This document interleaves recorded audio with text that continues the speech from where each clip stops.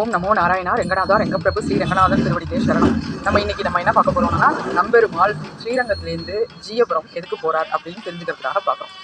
ஜீயபுரம்ன்ற பேர் எதனால வந்துச்சு அப்படின்னு நிறைய பேருக்கு தெரியலன்னு கேட்டாங்க. அதுக்காக நான் சொல்றேன். ஜீயர்கள் அங்கே அதிகமாக வசித்ததுனால அந்த ஊர் பேர் ஜீயர்புரம் அப்படின்னு அந்த காலத்தில் இருந்திருக்கு. அதுக்கப்புறம் அது மருவி ஜீயபுரம் அப்படின்னு பேர் வந்துச்சு.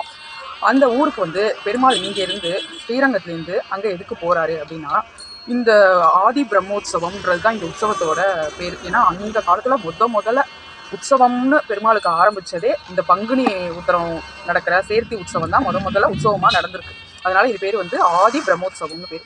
இதில் ஜீயபுரம் பெருமாள் எதுக்காக போகிறார் அப்படின்னு பார்த்தீங்கன்னா, அந்த ஜீயபுரத்தில் அந்த மண்டபம் பெருமாள் போகிற ஒரு மண்டபம் ஸ்டாப்பிங் இருக்கு இல்லையா, அங்கே ஒரு அம்மா வந்து பையன் ரொம்ப பெருமாள் மேலே அதிக பக்தியாக இருந்திருக்காங்க.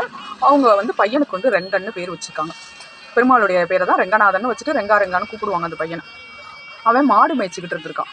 காவேரி கரை ஓரத்தில் அவன் மாடு மேய்ப்பான். அந்த மண்டபம் ஸ்டாப்பிங் கிட்ட மாடு மேய்ச்சிக்கிட்டு இருந்திருக்கான். அப்படி இருக்கும்போது திடீர்னு பார்த்தீங்கன்னா ஆற்றுல தண்ணி அதிகமாக வந்துருச்சு. ஆற்றுல வெள்ளம் வந்தோடனே அந்த ஆற்றுக்குள்ளெல்லாம் அங்கங்கே இருக்க செடி கொடியெல்லாம் கொஞ்சம் மாடு மேய்ச்சிக்கிட்டு இருக்கும். அந்த பக்கம் இவன் ஒரு பக்கம் நின்றுட்டு இருப்பான், ஒரு நிழல்ல ஒரு மரத்தடியில். அப்போ திடீர்னு கவனிக்காமல் விட்டுருவான். சாதாரணமாக காவேரி கரை ஓரத்தில் இருக்க எல்லாருக்குமே தெரியும், தண்ணி புதுசாக வருதுன்னா அந்த மணல்லாம் வந்து மேலே மிதந்து வரும் தண்ணியில். அப்போவே புது தண்ணி வரப்போகுது அப்படின்னு எல்லாரும் முடிவு பண்ணி உஷாராக ஆற்றுல இருந்து மேலே கரை ஏறிடுவாங்க. இந்த பையன் கொஞ்சம் கவனிக்காமல் விட்டதுனால என்னாச்சுன்னு பார்த்தீங்கன்னா, தண்ணி நிறைய வந்துடும். திடீர்னு சில டைம் திடீர்னு வேகமாக வர ஆரம்பிச்சிடும். நம்ம சுதாரிக்கிறதுக்குள்ளே திடீர்னு தண்ணி ரொம்ப ஸ்பீடாக வரும். அது மாதிரி ஸ்பீடாக தண்ணி வந்துட்டு இருந்திருக்கு. அப்போது அந்த மாடெல்லாம் 1-2 தண்ணியில் லைட்டாக அடிச்சுட்டு அப்படியே எதிர் நீச்சல் போட்டு வர முடியாமல் அப்படியே அடுத்தடுத்த ஊருக்கு அப்படியே அதை போயிட்டு இருக்கு. உடனே இந்த பையன் பார்த்துட்டு தண்ணியில் குதிச்சு அந்த மாடுங்களை காப்பாற்றி எடுத்துகிட்டு வரதுக்காக உள்ளே குதிச்சுட்டான். கொஞ்சம் தூரம் போயிட்டான், வரவே இல்லை. இந்த அம்மா மத்தியானம் சமையல் பண்ணி தயிர் சாதமும் கீரையும் சமையல் பண்ணிட்டு வந்து கூப்பிட்றாங்க. ரெங்கான்னு ஆற்றுல வேற தண்ணி வந்துடுச்சு. மாடு இங்கே தானே மேய்ச்சிக்கிட்டு இருந்தான், மாட்டையும் காணா ஆளையும் காணாமே அப்படின்னு சொல்லி அவங்க அம்மாவுக்கு ஒரே பதட்டம். குழந்தைகளை காணான்னா அம்மாலாம் பதற தானே செய்வாங்க. பதறி போய் ரெங்கான்னு கத்துறாங்க. ஒரு தாய் வந்து குழந்தை காணானா எவ்வளோ பதட்டம் அடைவாங்கன்னு பெருமாளுக்கு தெரியும்ல. நம்மளோட பக்தை பிள்ளைய காணான்னு கதறா. அவன் இன்னும் கொஞ்சம் நேரத்தில் வந்துடுவான், என்ன பண்ணுறது அப்படின்னு யோசிச்சுட்டு பார்த்துருக்காரு. இவங்க நல்லா சவுண்டாக ரெங்கான்னு கத்திருக்காங்க பிள்ளைய காணாமேன்னு சொல்லிட்டு. வேகமாக கத்தவும் வந்துட்டான் பையன். வந்தோன்னா வாப்பான்னு கூப்பிட்டு போய் தயிர் சாதமும் கீரையும் கொடுத்துருக்காங்க. சாப்பிட்டாச்சு. சாப்பிட்டு ரொம்ப நேரம் கழிச்சு இன்னொருக்கா வரான். வந்து அம்மா எனக்கு சாதம் போடுங்கம்மா. என்னடா இப்போ தான் சாப்பிட்டு போனால் திரும்ப என்னத்துக்குள்ள சாதம் கேட்குறேன் அப்படின்னா, நான் இப்போ தான்மா இது மாதிரி தண்ணியில் அடிச்சுட்டு போய் ரொம்ப தூரம் போய் அங்கேருந்து நான் வரேம்மா, நான் வரவே இல்லைம்மா நீங்கள் கூப்பிட்டப்போ அப்படின்னா. அப்போ இப்போ கொஞ்ச நேரம் வந்து சாப்பிட்டு போனது யார்? அப்போ சாட்சாத் நம்ம ரெங்கநாதனே வந்து நம்ம வீட்டில் சாப்பிட்ருக்கானே அப்படின்னு சொல்லி அந்த தாயார் வந்து ரொம்ப சந்தோஷப்படுவாங்க.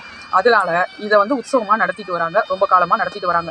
இப்போது பெருமாள் வந்து 25ஆம் தேதி நைட்டு, அதாவது நாளைக்கு நைட்டு இங்கே பெருமாள் வந்து 9 மணிக்கு புறப்பாடாகிறார். நம்ம ஸ்ரீரங்கம் கோயிலில் 9 மணிக்கு புறப்பாடாகி அப்படியே நேராக போய் அந்த மேலூர் போயிட்டு மேலூர்லேருந்து கீழே காவேரியில் மணலில் இறங்கி நடந்து அங்கே போய் சேரும்போது ஒரு 2 மணி கிட்டத்தட்ட ஆகிடும்.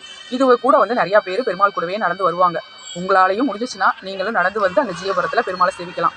அவருக்கு புது பானையில் தயிர் சாதம் நைவேத்தியம் பண்ணி கீரை தான் செய்வாங்க. இப்போ நம்ம பெருமாள் இங்கேருந்து போகிறது வந்து ஜீயபுரத்துக்கு எதுக்காக போகிறாருன்னா, தயிர் சாதமும் கீரையும் சாப்பிட தான் போகிறார். ஆனால் அதை சில பேர் அவங்கவுங்க காலகட்டத்துக்கு தகுந்த மாதிரி ஒவ்வொருத்தரும் ஒவ்வொரு மாதிரி பிரித்து பேசுவாங்க. நான் வந்து அந்த ஊரில் தான் வளர்ந்தேன், அந்த மண்டபத்தில் தான் எனக்கு நிச்சயதார்த்தம் ஆனிச்சு. அதனால் எனக்கு பெரியவர்கள்லாம் சொல்லி வச்சது இந்த கதை தான். அதனால் இதை சொல்கிறேன். வரிசையாக தண்ணி பந்தல்லாம் இருக்கும். இவர் வருஷத்தில் ஒரு நாள் அந்த தெருவுக்கு வர்றதுனால அந்த மண்டபம் ஃபுல்லாக திருவிழாவாக கொண்டாடுவாங்க. அதை தான் ஜீயபுரம் திருவிழான்னு சொல்லுவாங்க.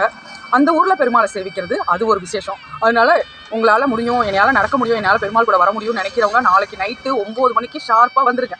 நம்ம எல்லாரும் சேர்ந்து பெருமாள் கூட ஜீயபுரம் போகலாம்.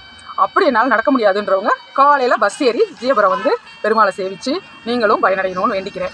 இதை ஏன் நான் சொல்ல வரேன்னா, நிறைய பேருக்கு ஜீயபுரத்துக்கு எதுக்கு பெருமாள் போகிறாருன்னே தெரியல. அதனால் உங்களுக்கு சொல்கிறேன் இந்த கதையை. நீங்களும் வந்து பயனடையணும். ஓம் நமோ நாராயணா ரெங்கநாதா ரெங்கப்பிரபு ஸ்ரீ ரெங்கநாதன் திருவடிகளே சரணம்.